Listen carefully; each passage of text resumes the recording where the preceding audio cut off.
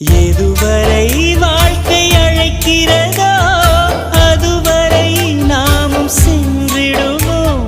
விடை பெறும் நேரம் வரும்போதும் சிரிப்பினில் நன்றி சொல்லிடுவோம். பரவசம், இந்த பரவசம் எந்நாளும் நெஞ்சில் தீராமல் எங்கே வாழுமே. கடவுள் தந்த அழகிய வாழ்வு உலகம் முழுதும் அவனது வீடு.